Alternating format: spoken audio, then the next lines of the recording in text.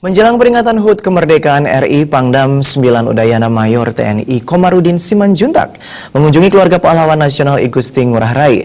Dalam kesempatan itu, Pangdam 9 Udayana mengingatkan sikap bela negara perlu dan kesaktian Pancasila dijaga dan ditingkatkan.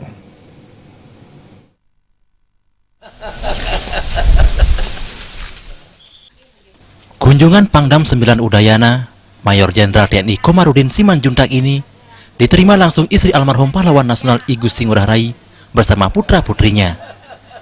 Dalam kesempatan itu, Pangdam 9 Udayana mengingatkan semua pihak, kemerdekaan bangsa dan negara Indonesia tercapai berkat perjuangan pahlawan yang perlu dikenang dan dilanjutkan generasi muda.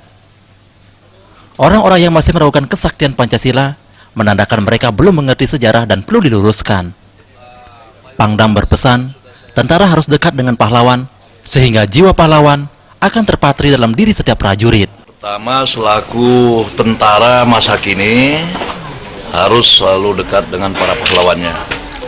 Karena kalau kita sudah dekat kepada keluarga besar pahlawan, maka titisan nilai-nilai kepahlawanannya itu akan secara otomatis terpatri kepada diri kita. Yang ketiga, para pendahulu mengatakan hargai sejarah. Tentara yang mengerti tentang sejarah bangsanya, maka dia juga akan selalu menjaga, memelihara bagaimana supaya bangsanya tetap berdaulat dan disegani dunia. Masih ada kelompok masyarakat walaupun sangat kecil yang tidak mengerti sejarah, sehingga selalu berdiskusi bagaimana 4 konsensus berbangsa dan bernegara, bagaimana kesaktian Pancasila. Itu adalah sebagian kecil yang tidak mengerti sejarah. Kalau dia mengerti sejarah, tidak akan pernah berdiskusikan tentang Pancasila. Saat disinggung tentang keberadaan Ormas Garis Keras di Bali, Pangdam 9 Udayana akan terus mengawasi pergerakannya. Sosialisasi dan pendekatan terus dilakukan terhadap gerakan garis keras ini, agar kembali sadar dan mengakui dasar negara. Setiap warga negara Indonesia yang terkontaminasi pada garis keras, pasti kami mengetahui. Kami tahu posisinya, tetapi untuk kapasitas kami. Oleh sebab itu, bagaimana caranya tentara memantau itu supaya tetap tidur?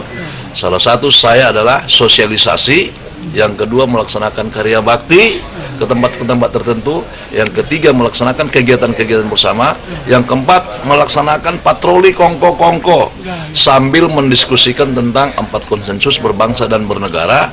Sebenarnya mata kami bukan fokus kepada minum kopi, bukan fokus kepada 4 konsensus berbangsa dan bernegara, fokus kami kepada tempat-tempat di mana sel-sel tadi tertidur.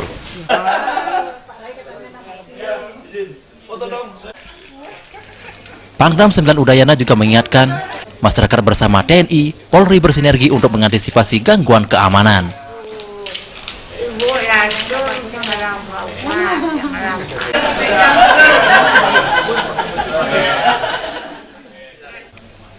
Terima aja.